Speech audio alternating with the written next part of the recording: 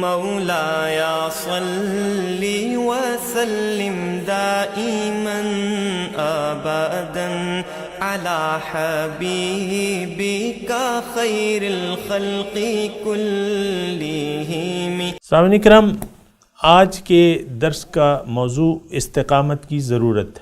دیکھیں، استقامت ہی اصل ہے۔ اگر آپ ایک منزل کا تعین کر لیتے ہیں اپنی زندگی کے سفر کے لیے، اس پہ استقامت جو ہے بہت زیادہ ضروری ہے۔ استقامت مطلب ایک منزل پر جمے رہنا، ایک مقصد پر جم جانا، ایک راستے پر چلتے رہنا، اس کا مطلب استقامت ہوتا ہے۔ یعنی آپ جس طرف آپ جا رہے ہیں اس کی طرف آپ کا کامل یقین ہو، اس راستے پر کامل یقین ہو، اور جو راستے پر چلنے کے دوران جو مشکلات آپ کے سامنے آئیں اس پر آپ صبر کریں، اور اپنے مقصد حیات اور اپنی منزل کے راستے کے طریقے پر آپ کو یقین ہونا چاہیے کہ میں صحیح راستے پر ہوں اور میری منزل صحیح ہے، میرا راستہ صحیح ہے۔ تو جو بھی باد مخالف آتی ہے، آپ کو اس باد مخالف کو اپنے لیے ایک نعمت تصور کر کے اس سے مقابلہ کرنا ہوگا، اور آپ کو اپنی منزل کی طرف قدم بڑھاتے رہنا چلا جائیے۔ تو موت تک اپنے صراط مستقیم پر چلنے کا نام جو ہے وہ استقامت ہے۔ اگر آپ کا مقصد حیات ڈواں ڈول ہے، یعنی آپ جب دنیا کے مفادات آ جاتے ہیں تو آپ پھسل جاتے ہیں، ایسی صورت میں جو ہے یہ استقامت کے درجے کے خلاف ہے۔ بلکہ ہمیں یہ کرنا چاہیے کہ اللہ تعالیٰ کو منزل بنا کے اپنی آخرت کو سنوارنے کے لیے جادہ مستقیم پر ثابت قدم رہنا ہوگا۔ اور استقامت کی بہت بڑی فضیلت ہے۔ اللہ تعالیٰ نے قرآن میں فرمایا ہے، ان الذین قالوا ربنا اللہ ثم استقاموا تتنزل علیہم الملائکۃ الا تخافوا ولا تحزنوا وابشروا بالجنۃ التی کنتم توعدون۔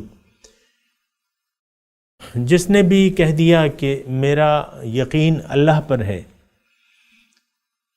اور پھر اس بات پر ثابت قدم رہ گیا، تو اس پر پھر فرشتے نازل ہوتے ہیں اور اس کو کہتے ہیں کہ بھئی غم نہ کرو، خوف نہ کرو، اور انہیں بشارت دیتے ہیں جنت کی۔ بہرحال استقامت جو ہے بہت بڑی نعمت ہے، لیکن استقامت آپ کو نہیں حاصل ہو سکتی جب تک آپ کا یقین اپنے اوپر نہ ہو، اپنے مقصود پر نہ ہو، اور اس راستے پر نہ ہو جو آپ کو منزل کی طرف لے جائے گا۔ ہم آج کا جو دور ہے، ہم اپنی منزل سے بھٹک گئے ہیں، ہم نے غیر اللہ کو اپنی منزل بنا لیا ہے، اور غیر اللہ کے لیے اپنی تمام توانائیاں صرف کر رہے ہیں۔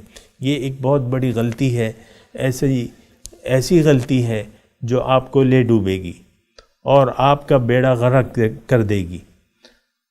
بجائے اس کے کہ آپ اپنی ساری توجہ غیر اللہ کی طرف کریں، آپ اپنی توجہ، اپنی زندگی گزارنے کی نیت اللہ تعالیٰ کو بنا لیں، اللہ تعالیٰ کو منزل بنا لیں، اللہ کے راستے پر استقامت سے سفر کریں، حضور صلی اللہ علیہ وسلم کے اسوہ حسنہ کے مطابق، اور مقامی طور پر ایک اچھے شخص کے ساتھ آپ کا تعلق ہو جو آپ کا رہبر بھی ہو، اور آپ کو اللہ اور اس کے رسول کے راستے کی طرف رہنمائی کرے، اور آپ کو اللہ کے رسول کی تعلیمات کا ایک عملی نمونہ بھی پیش کرے، تو آپ کے لیے بے انتہا آسانیاں ہو جائیں گی۔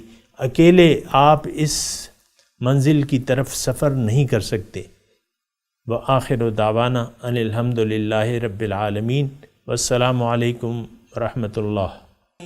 مولاي صل وسلم دائما ابدا على حبيبك خير الخلق كلهم۔